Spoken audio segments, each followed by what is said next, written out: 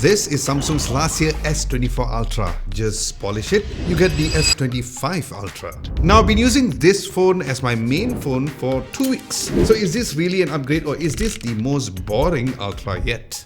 Now this phone feels very comfy in the hands with these new rounded corners. Now just like the S24 Ultra before, I've been rocking this phone without a case daily. Now besides Samsung giving this the new black camera rings, the rest of the design remains exactly the same as last year. But now with this whole new design change, this S25 Ultra now looks like someone wrapped a professional suit on the Red Magic 10 Pro. Then Samsung also decided to give a diet plan on the S25 Ultra because it is now at 218 grams as compared to 232 grams on the S24 Ultra, because the weight of the phone is one of the most significant difference between this and the previous Ultra variants. Now just so you know, the iPhone 16 Pro Max sits at 227 grams, where the Oppo Find X8 Pro is at 215 grams. So this sits somewhere in between in terms of the overall weight. But there's one problem that kind of bothers me, which is the wobble. While this might not be an issue for the majority of people, but I really love placing my phone on a desk while typing. So the moment I touch my phone while it's on a desk, it wobbles like my decision to skip dessert. Now I understand that this could be fixed with a case or a phone case, but as mentioned earlier, if you really want to appreciate the design and how the phone feels in the hands, it is best to use the phone without a case. Now long pressing the power button now brings out Gemini in place of Bixby. Now I've never had any issues with Bixby, but of course Google's ecosystem of apps is way more superior, which allows everything to flow even smoother in my daily usage. Now as you probably would have known that Samsung has removed the Bluetooth feature from the S Pen. Now for me, that was concerning the moment that it was first announced. But then I realized that I didn't even use the S Pen even once during my 2 weeks of usage, which is sad, but I still don't think that removing the Bluetooth was a way of moving forward. Since this S Pen is one of the most unique traits that Samsung has compared to any other smartphone. Now durability wise, the S25 Ultra has an upgraded 2nd generation Corning Gorilla Glass Armor 2 with a grade 5 titanium frame compared to grade 2 from the last generation.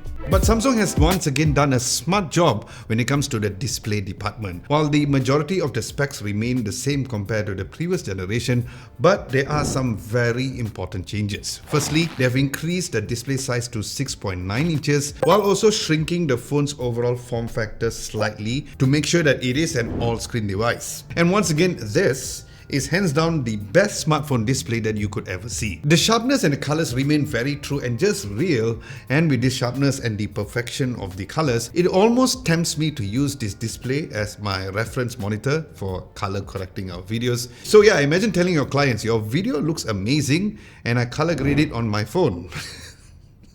But one thing that I really think that Samsung pulls off very well each time is the adaptive brightness or the automatic brightness. It always works like magic, where I never touch the brightness bar even once. Even the minimum brightness is so good that it will never strain your eyes while you're scrolling TikTok under a blanket.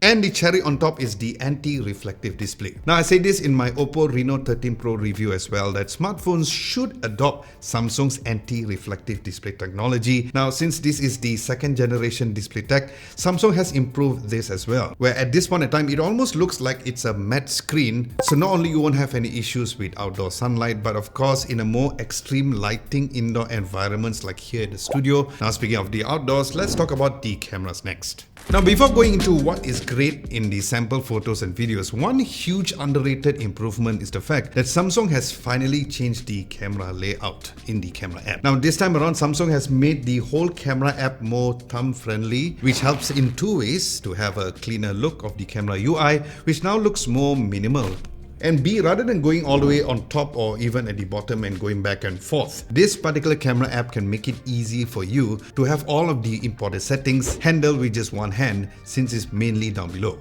And by the way, the shutter speed has been really improved as well.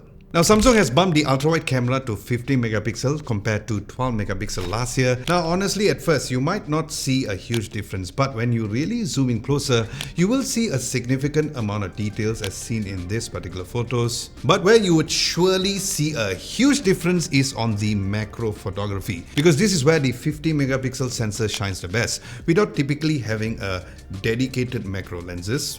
Now other than that, the other lenses like the main lenses and the telephoto lenses during the day and especially at night did a very good job as seen in these sample photos. Now as usual, the digital zoom would be best only if you have lots of light, otherwise just stick to the dedicated telephoto lenses or the zoom capabilities on each of the cameras.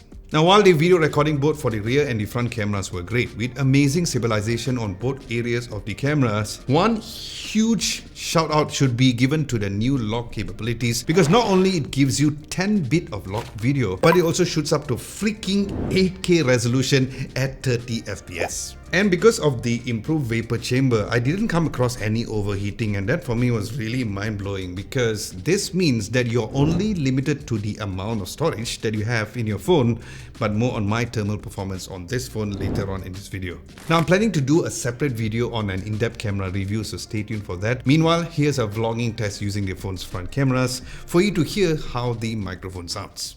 Okay, as usual is my vlogging test time. So this is an audio test recording on a side of the road. There's no cars yet, but of course with the audio eraser there's a lot of things that we can do.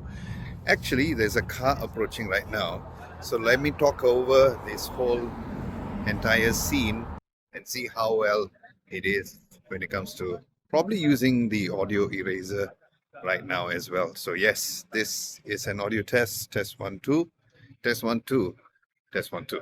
So during my 2 weeks of use of testing this phone, I set the resolution to FHD+, while yes, there is a QHD+ as well, but I don't really see a difference from a day-to-day usage since the display always remains sharp even at FHD+, and it also helps to save battery. Now I was leaving days around 26% battery at 11 PM with dark mode turned on, and I got an average screen on time at about 26% battery of 6 hours and 32 minutes. But one thing that I really noticed straight away was the ideal battery drain, because you only drain about 5% battery overnight, and when I woke up with just 21% remaining, I still managed to squeeze out an additional 1 hour and 34 minutes of screen on time, which include heavy camera usage and gaming, and I was still left with 11% battery. I kid you not. So yeah, overall you can expect an average screen on time of 8 hours per day. Some days I even saw reaching towards the 9+ hour mark as well, which again depends on your usage. But the other side of the battery is the charging speed, where this supports 45 watt of wired charging, but still at 15 watts of wireless charging. Now straight out of the box, this runs on the latest One UI 7. Now this allows for customization such as the control center change, new app icons, an app drawer and new widgets as well, and even a rounded battery icon and more. Now Samsung has still promised 7 years of OS update, and after using this phone for 2 weeks, I think this might not be wrong to say, but Samsung is sitting between iOS and Android at this point in time. Let me explain. So Samsung is taking the best features from Android iOS, bringing them together with a unique touch. For places where iOS is not doing a very good job, for example the new Photos app, Samsung is taking a step further to improve that to make one of the best photo apps ever, because on this photo app gallery you can search for very specific images and it works great in my opinion. Then the same thing also works in the settings as well. Say for example, if you want to search for the adaptive brightness, you can type something easy to understand like my phone reduces brightness automatically. That makes it so easy to remember, so you don't have to remember the exact words within the settings menu. Now one quick side note is that the stock keyboard was really wonderful. The integration of the haptic feels really nice, like I'm really actually pressing a key. Now this feels so good, but probably not as good as the Pixel 9 Pro XL, but I still had a very satisfying typing experience on this particular phone and this stock keyboard. But they also have some best UI features as well. This time Samsung is focusing on things that you need and also don't know about.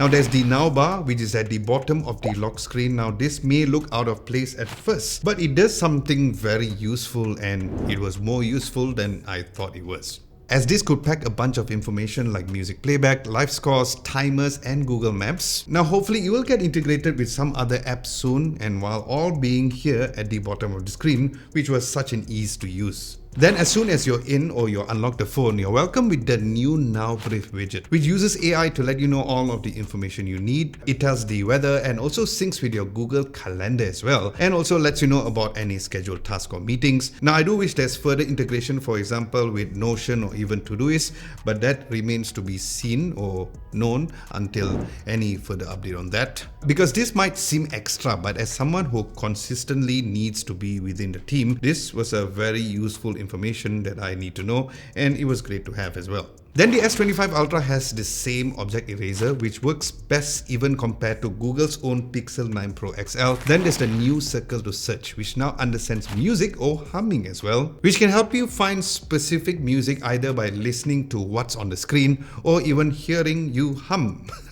But the results of the humming were hit or miss at times, but overall it worked about 90% of the time. Then there's also some new features like the cross-app actions. Now with this, you can ask Gemini anything like when is the next Liverpool match and add that to my calendar, where it will sync to your calendar immediately. Then the audio eraser is not just to remove background noises, but it can also separate vocals from the music. Now this may not sound exciting, but the moment you give this a try, you'll be completely shocked and you'll be asking yourself, how?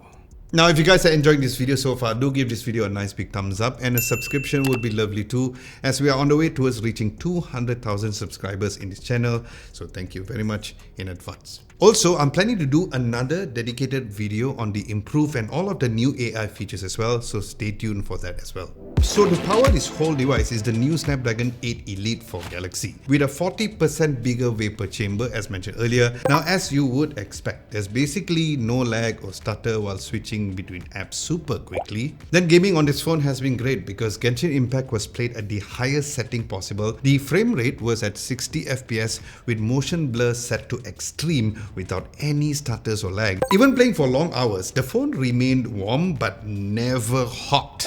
But I did this test while staying in an air-conditioned environment, so if you're playing outside, it might result differently. But the icing on the cake is the display itself, because it stretches evenly on all of the ends, making this even better for gaming. But that's not all, because one more change that takes this from better to the best is the curved edges, making this now feel very comfortable to hold, especially for gaming for long periods of time compared to the S24 Ultra.